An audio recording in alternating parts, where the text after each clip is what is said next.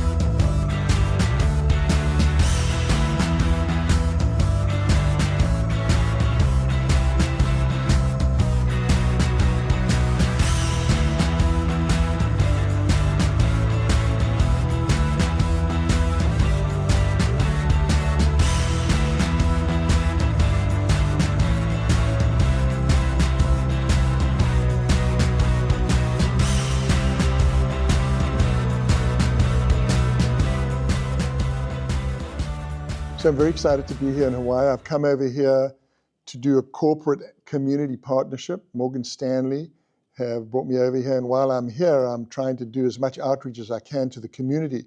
What outreach do I do? Well, I use the values of surfing to empower young people, not just young people, but people generally, to make positive choices, and also to try to promote hope and purpose in this broken, divided, turbulent, volatile world that we live in. So surfing's got great power to create transformation in people. It's got great power to inspire people. So I tell a series of surfing stories when I do these big presentations, and I work with all sorts of companies. I work with large corporations.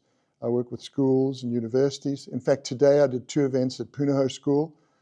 In a couple of days' time, I'm doing an event at a small middle school called the Jarrett Middle School, which is in the Palolo Valley. And I just met the girl in the water. The woman in the water paddled up to me and we started chatting, and she said, "Oh, why don't you come and speak at my school?" So it's really cool to be able to just go out there and empower and inspire kids through the values of surfing. How do I do it?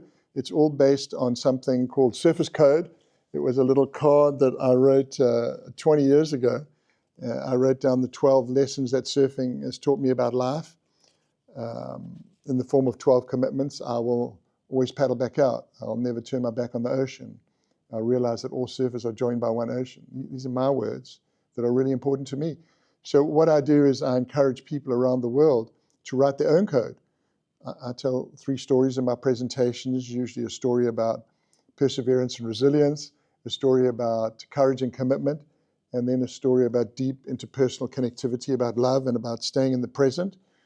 And then everyone writes the code, 15 minutes, 12 lines. Every line begins with "I will." And people write the most beautiful words, and then we share it. And then I ask them afterwards, "What word are you taking home with you?" And they text me a word, and I form a word cloud. So it's amazing. You can start with stress, anxiety, depression, disconnection. I call it a sad mind state, which is really the mind state of most people when I do talks. 3 weeks ago, I was at Harvard. I did 3 sessions at Harvard, and students throughout the world are troubled. Not just students, but people generally, because the world has become so crazy. You know, you've got the war in Ukraine, you've got Hamas terrorists in Israel, you've got, economic risk with tariffs and all sorts of different things happening on a daily basis. There's catastrophe. So when people write their code, it's almost like a foundational tool. It's like a North Star. So it sort of fixes you to your foundational values and also gives you a North Star to look in the future. So it's very powerful, very effective. It's free. If anyone wants to do it, they can go to my website, just shauntomson.com. You download the worksheet and you write it with your family, write it with your sports team, write it with the business group. Millions of people use this code process to bring people together in this broken world. So what's cool is, I love Hawaii. First time, like I say, I was here in 69. There's some incredible things about the culture, and I've always loved the shaka. So what I do now, I have a program that's called Double Shaka. So with 2Ks, not 1K, 2Ks.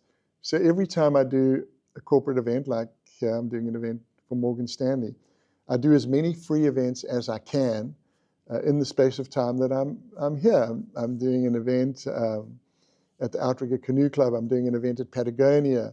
I'm doing an event at a church on Saturday. So all sorts of different groups, and I just really try to spread the hope and purpose, try to spread this wave of hope and purpose, this wave of positivity around the world through the values of surfing, because surfing's been really good to me. I started my company Instinct in 1979, right when I was sort of at the heart of my career. My cousin Michael had started Gotcha in 78, and Michael and I were great competitors, and he started Gotcha, and I thought, I'm going to start Instinct, and I decided to start my first brand.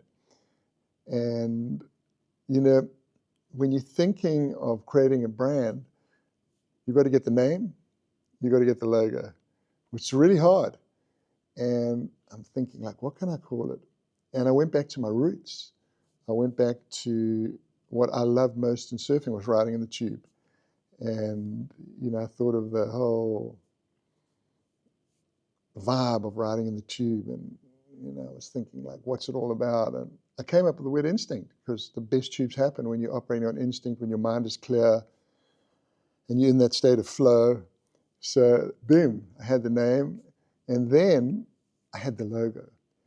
Because in 1972, I had a picture in the newspaper, and my father loved the picture and had an artist design a logo, and he said, son, this is going on every one of your boards.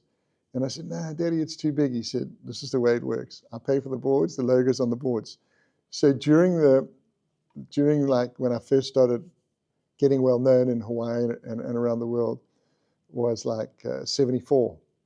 And I had the logo, because and then the logo became famous. It was on the covers of all the surfing magazines before I started Instinct. So the logo was world famous. So I had the logo and the name, and then I put it together, and I thought about driving inside the tube, and sort of I was the first guy to kind of invent that type of surfing. And I thought, man, it's the inner rhythm, So it was like Instinct, the inner rhythm. So everything came from a very, very soulful place.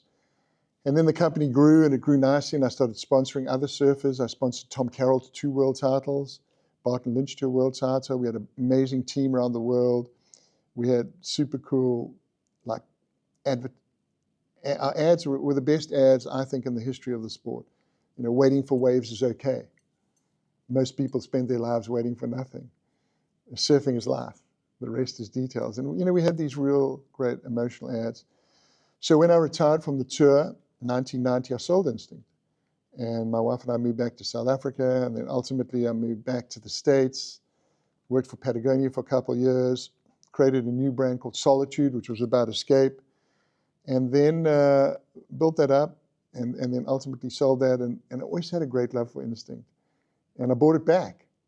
And I just sort of haven't done anything with it for a number of years. And then when I saw what happened with the surf industry, the whole implosion, Volcom, and what happened with Hurley and Ruka and Quicksilver and Billabong, man, it was sad to see, these amazing brands that had so much relevance to the surfing culture that just imploded. And why did they implode? They imploded because of greed, man. Guys just wanted to be too big, sell too much, sell everywhere. And I thought, well, maybe there's an opportunity to reignite instinct again as a soulful brand, as a brand which is based on the values of why I started it, based around tube riding and purity and soul. Chatted to my wife, my partner. We've been married 38 years. And I said, I think I think we should have a go here. So I met a super cool dude in the San Diego area in Carlsbad, who's been in business since '69. And we created a partnership together, and we launched our first product in March. And we're in 120 shops. And not everyone's buying from us. There's a lot of people out there that are buried in the past that think they can carry the same brands, even though they carried in Costco and they carried in Walmart and they carried in JCPenney's or they carried in Target. But they think that, as long as it sells. I don't operate that way. It's not as long as it sells. Man, you got to stand for something. I lecture to millions of people, man, and I talk about purpose. You've got to stand for something. What's your North Star? And it's not as long as it sells. That is, you can throw that out the window as far as I'm concerned, because there's a new paradigm in business today. I worked for Patagonia for 2 years and had a great relationship with Yvon Chouinard. And to me, he's got perhaps the most beautiful, soulful, pure brand. And he used to say to me, hey, Shaun, you've got to understand, doing good is good for business. So, but it's not just, when he says good for business, it's not just it's going to increase your profit margin. It gives you the ability to do more. So Instinct's a social purpose brand. I'm tie Instinct in, like, it's intimately connected with what I do, with my mission to create a positive wave of hope and purpose around the world. And Instinct is helping me drive that. And it's super cool to have this kind of mission. It's different. It's not just about profit and sales. How can I blow it up? How can I get the logo on everyone? No, it's not like that, man. It's small, and it's roots, and it's unique, and it's exclusive. And when I say it's exclusive, it's not exclusive in the sense of being elitist.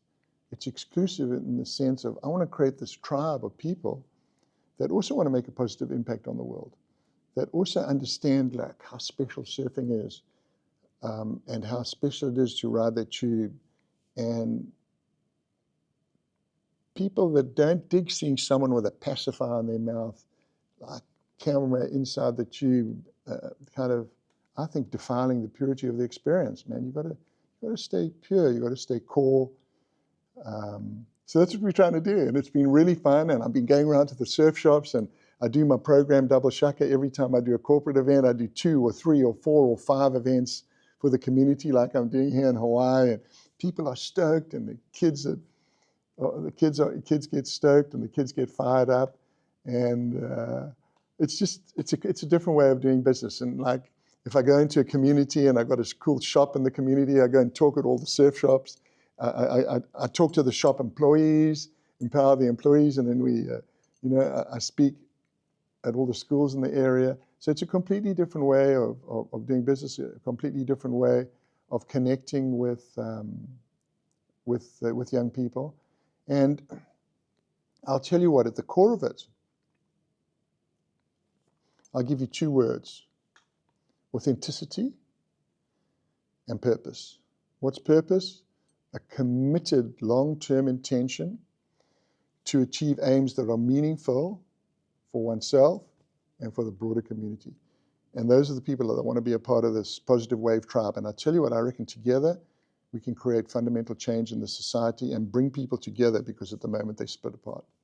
So it's one of the cool things about Instinct, that with a brand you can reach a lot of people. I'm about, how can I create maximum impact? So what we've done is we put the code, surface code, on every hang tag. But surface code's my code. I wrote it 12 lines. Every line begins with I will. The lessons that surfing taught me about life. But it's my words. So I encourage people, turn it over, and there's a little QR code. You can go to my website, shauntomson.com, and you can download a worksheet. You can write your own code. So when people write their own code, they write their mission. They find their purpose. I like to say, find your purpose, find your power, find your path. So I'm trying to get as many people as possible to write their codes. It's very pure. It's a great way, like for a family to do it, like when a mom and a dad and the kids, they write their codes and then they stand up at the kitchen table and they read it to one another. And then kaboom, the code goes up on the fridge or wherever. And when I do my big events and everyone writes their code like I'm doing for Morgan Stanley, everyone's going to write their code. Everyone there in the group, doesn't matter whether they're incredibly successful, whether they're a CEO, they write their code. And then I encourage people, take a photo of it on your phone. So you've got your code there. It's like for me, when my life goes sideways, and you know life goes sideways, I pull out my code. I pull out my code and I read my words, and my words inspire me. They're my words. And you know what I've found, and there's a lot of scientific research. You know, when I lost my beautiful son, when he was 15 and a half in 2006, I took my life down this different path of empowerment and encouraging and helping people make better decisions in their life based around purpose. I went back to grad school. I went back to university. I was the oldest dude at university, and I studied influence and inspiration. I did a Master of Science in Leadership.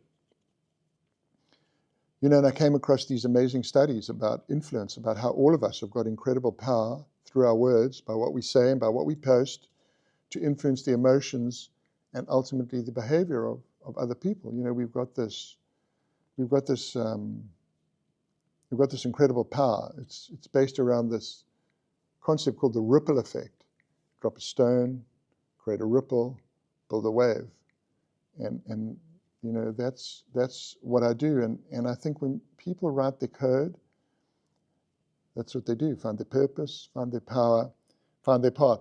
And it's great to see so many people doing it, writing it, and then when they share it, you spread that wave of positivity around the world. You bring people together because the world is so divided. I mean, I spoke at Harvard 3 weeks ago. I did 3 lectures at the Kennedy School of Leadership. This is the leading school on the planet for young people who ultimately want to affect positive change in the world, who want to go into government, who want to lead countries. And those students, I asked them, text me a word that describes how you're feeling. And those students, just like students across the world and just like business people across the world, everyone's having a tough time. But what's amazing is you can tell 3 surf stories, people can write their code, people can share their code. And then I asked them, what word are you taking home with you? Hope and purpose. So that's the power of surfing, that's the power of words. Can really change a person's mind state, how you feel about life. You can change mind state through simply writing your code and sharing it. A lot of power, a lot of power. Yeah, you can just search me out, social media. I'm very active on Instagram, on Facebook, on LinkedIn. And you can go to my website if you want to download the code, ShaunTomson.com. You want to hear, you know, and find out anything more about Instinct, you can go to InstinctSurf.com. But it's great, you know, we're connecting the brand, we're connecting it with my mission to create this positive wave of hope and purpose around the world. And I'm hoping more and more people get involved. You know, all of us have got great power. Surfers have got great power, way more power than people think. And the fundamental lessons of surfing, you know, have originated right here in Hawaii. I mean, on the beaches here in Waikiki, North Shore. I've met some amazing people through surfing, and surfers have got tremendous influence, but also they got great responsibility too, because young guys and young girls look up to these athletes, and often they got to step up. They got great responsibility, they got great power, and hopefully, like Uncle Ben and Spider-Man said, with great power comes great responsibility.